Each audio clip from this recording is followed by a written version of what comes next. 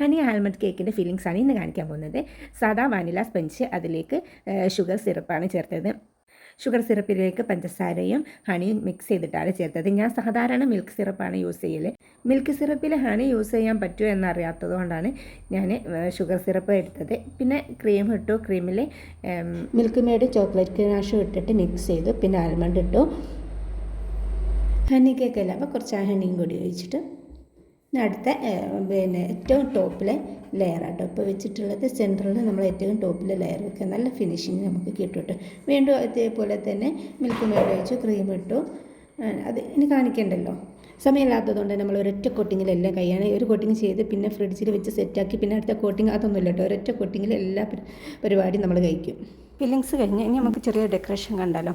അരക്കപ്പ് ചൂടുള്ള വിപ്പിംഗ് ക്രീമിലേക്ക് അരക്കപ്പ് ഗ്രേറ്റ് ചെയ്ത ചോക്ലേറ്റ് മിക്സ് ചെയ്ത ഗനാഷ് ഇതേപോലെ കേക്കിൻ്റെ മുകളിലോട്ട് വയ്ക്കാം.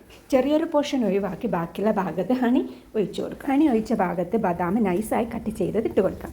ഇത്രയും ചെയ്ത് കസ്റ്റമറിന് അയച്ചു കൊടുത്തപ്പോൾ കസ്റ്റമർ ഇങ്ങോട്ട് ഇതിൽ ഇനി എന്തെങ്കിലും വർക്ക് ചെയ്യാനാകുമോ, കയ്യിലുണ്ടായിരുന്ന ഗോൾഡൻ ഷുഗർ ബോൾസും വേഫർ റോളും വെച്ച് കൊടുത്തു. ഫൈനൽ ലുക്ക് എങ്ങനെയുണ്ട്? ലൈക്കിന് നിങ്ങളുടെ കമൻറ്റിന് വേണ്ടി ഞാൻ കാത്തിരിക്കും. Okay, by.